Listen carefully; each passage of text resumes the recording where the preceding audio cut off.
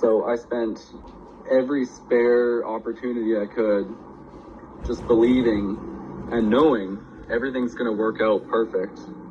It's not going to be like this forever. Welcome to the Divine Hangout. I'm your host, Hillary Jubilee. It is my intention that when you listen to this podcast, you experience an increase in peace, abundance, and divine miracles in your life experience. If you love all things spirituality, wellness, healing, manifestation, and miracles, you are in the exact right place at the exact right time. Let's enter the portal together. Welcome back, my love. It is Hillary, and we are back with another episode of the Divine Hangout. Super happy that you are here. And today, the episode is going to be about a manifestation story from my cousin. He is 20 years old, I believe, and I just recently discovered, yesterday, that he has watched my channel. I don't think I knew that he was even aware or watching my channel, but it really just made my day. And he has this story that happened. I'm actually just going to play his voice note so you can hear the story. But he had a living situation that was less than ideal, and it got turned around so fast with him using his imagination and manifestation techniques. So let's listen to his story. Hi, I'm James. I'm Hillary's cousin, and I'd like to share my just absolutely crazy rental story with you. It ends in a pretty incredible way. It all starts with my girlfriend and I. We have to be out by September 1st from our rental that we're renting together. And we've been looking and looking. We couldn't find a place that's pet friendly, that's within our budget. So we were getting really stressed out. We didn't know what to do. So I was talking to my boss about the situation, and then his brother has a friend. He has a rental that's open right now, but it had a bunch of this stuff in it, and it wasn't clean. So we're like, okay, well, we'll check it out. So we'll give this guy a call, and he says, yeah, no, come down, check it out. So we do. And yeah, like he said, he had a bunch of his stuff in it. He's using it as a storage unit, but he said he can have it all cleared out, clean by the 1st. That's when we have to move. So we're like, oh, that's great. And we talked about the price, and then it blew us away. He said $850 a month for a 1-bedroom. And right now the prices for my area is $1,600 for a 1-bedroom. And that's not even an updated, that's just the regular price. So we were really excited. So during the whole week of him trying to get it ready and cleaned, we had to clean his garage, make room for our stuff. So we start bringing loads over, our couch, our bed. We brought our bed over on the 30th, the last day we're expecting to move in. But yeah, he kept on delaying the move-in time though. The first comes, it's not ready, so we have to stay in a hotel. The second, it's not ready, he needs one more day. The third, he needs one more day. And then the fourth, that's what time we're supposed to move in. So luckily our landlord was nice enough to let us keep everything in the garage. So during that week we've been bringing everything over. And so the move-in day comes, bring one of the last loads over, it's a couple boxes, and then we look at our couch, we're going to start moving everything in. Because it's decently clean. He cleared out the bedroom and the living room. The kitchen and bathroom need to be cleaned. First I go into the bedroom, I just do one swipe with a damp paper towel, and the paper towel is black. So we spent quite a while cleaning all the walls just in the bedroom, just so we can have a place to sleep that night. So we do that. We finally bring the bed in. Then we look at the couch, and there's dog food in the couch. We don't have dogs. The landlord doesn't have dogs. So we're like, what the heck? So we pick up the couch cushion, and then a bunch of dog food comes out. So I look a bit closer, and then there's mice droppings. So the mice brought dog food into our couch, and pooped all over it. There's droppings inside the couch. It was just disgusting. It was on both of our couches. We brought all of our clothes over in garbage bags and left them in his garage. They all had holes ripped in them. So we were freaking out. We were like, what do we do? So we bring up the mice droppings to the landlord, and he says, "Oh, I'm so sorry. I feel really bad. I'm gonna vacuum it. I'm gonna steam clean it." So he vacuums it, but the vacuum he has is 20 years old. The steam cleaner is a piece of crap. It's garbage. So we cut our losses. We're like, okay, we're gonna throw away the couch. We're gonna find a new couch. He brings up to us that he wants to put poison and ammonia around the whole property and traps, but we have cats, so that's totally not acceptable. Even for us, like, ammonia is very, very toxic to breathe in. So we tell him definitely no ammonia, but we can possibly find a place for the cats to stay. And we look at all the rooms, and there's mice droppings everywhere in the suite. We're like, okay, this is not good. So we called my mom. We decided we can't live here. It's a complete hazard. So she very, very generously let Caitlin and I stay at her place. So we were very grateful for that. So we were up until 2 a.m, moving everything out of his garage and out of the suite, back into our old place. And we're hoping that the landlord from our old place is going to be okay with our stuff sitting in the garage for a couple days while we deal with all of this. So we didn't know what to do. We lost the place. It's already been 4 days after we're supposed to be moved in and out of the old place. So we were just on Marketplace and all of the sites, constantly looking for places.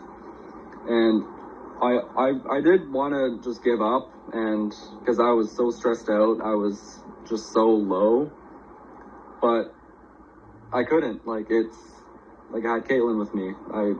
We have to find this place. So I just started removing any resistance from the future outcome. I started, when I went to sleep, I was dreaming that I was sleeping in my dream rental house, and I just needed to stop putting limits on myself. So I spent every spare opportunity I could just believing and knowing everything's going to work out perfect. It's not going to be like this forever. And the next day, Caitlin's mom sends me a rental, and it's a beach house. It's like the backyard. You walk out from the backyard directly into sand. It sounded too good to be true. Came with kayaks we can use, outdoor shower. It's an absolutely beautiful view. So I messaged her, and I wanted to think oh, she's not going to allow cats, or put a bunch of negative thought into it. I'm like, well, what's that going to do me? It's not going to do me anything. So I was believing this is the house. This is the house that's going to be ours. So she sends me an application form, fill that out, and she calls me back, and she says, hey, you guys look like you're going to be really great future tenants, and we'd love to have you check out the place. So we did, and it looked better than the photos. We were just beside ourselves. It felt like a dream, but it felt like I was in an Airbnb at that place. We were super excited, and it wasn't too bad on the price either. It was a little bit over a budget, but we kind of decided and agreed on it's better to pay a little bit more than pay almost nothing and get a place like the mouse droppings place.